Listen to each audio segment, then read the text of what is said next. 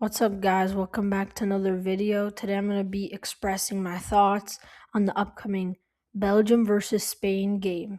So, before we get into this, I'm not only going to do a pre-game thoughts, but I'm also going to do a post-game reaction after the games happened. So, anyway, let's get started.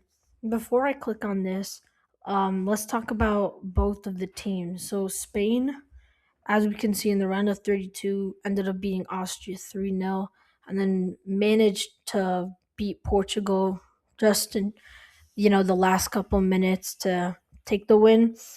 I think Spain personally definitely have not been playing as much and as good as I thought they would.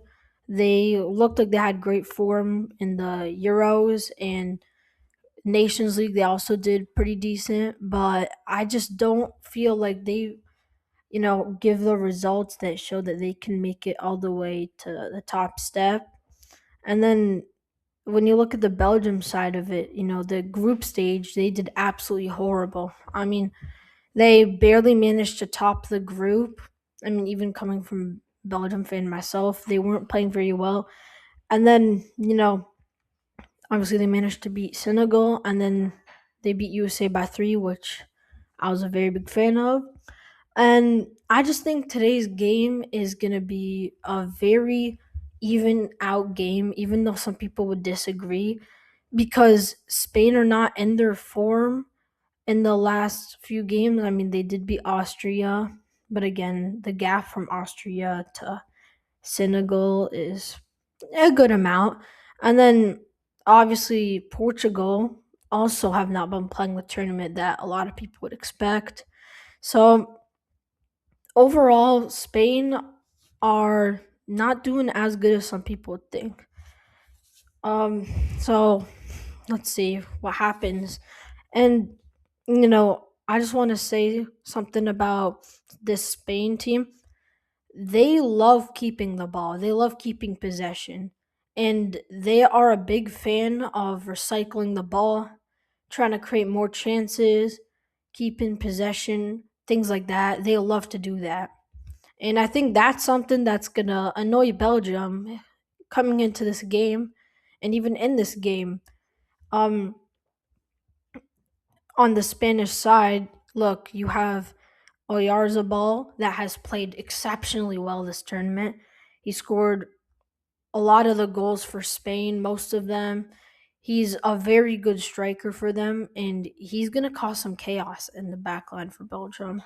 And I think on Belgium's side, you have to give it up to, I'd say, Courtois. He's basically their defense in my eyes. He basically saves every single shot, almost every single shot.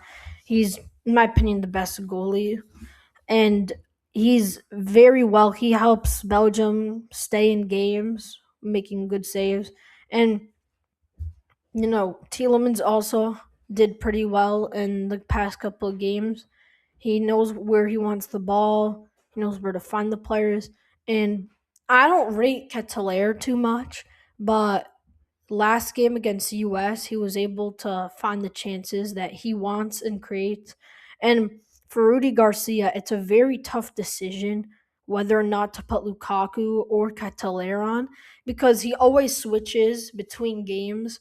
Sometimes he puts on Lukaku, sometimes he puts on Catalera, and I agree with him. It's a tough decision because both players are good.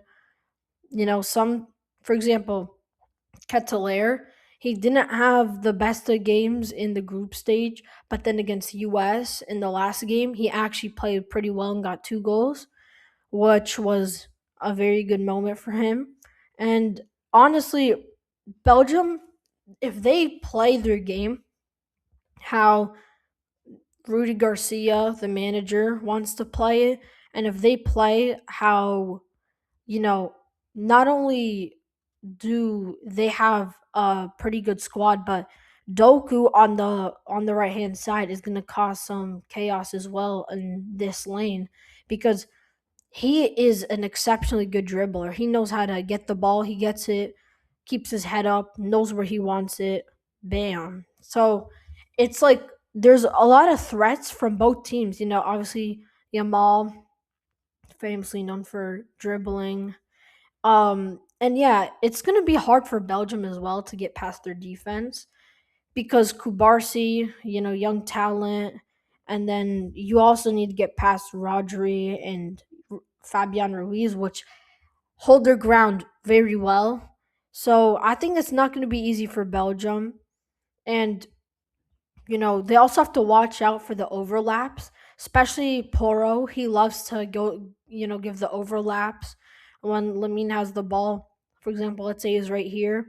Instead of passing back to Rodri, he allows Poro to have a free lane and try and create space and, try and give him the ball through the gaps of the Belgium squad. And this honestly has worked pretty well for them. I think that, you know, they can definitely do some plays that will make Belgium be caught off guard. And I honestly think that this game is more towards Spain's side. Yes, they haven't been playing the best in this tournament, but they can easily get past the Belgian defense. I think one player who has done pretty well this tournament is Castagne because he can take on 1v1s. He can clear the ball. I think also this guy can clear the ball pretty well. And yeah, overall this game is going to be very tough. I think that both teams are going to have to try and fight for possession, especially Belgium because Spain loves keeping the ball a lot, which is definitely going to make them annoyed. And I think that this game is going to be up for grabs for anybody. It could be, I mean, like they said, it's a clash between both teams. And yeah, let's see what happens. See you guys soon.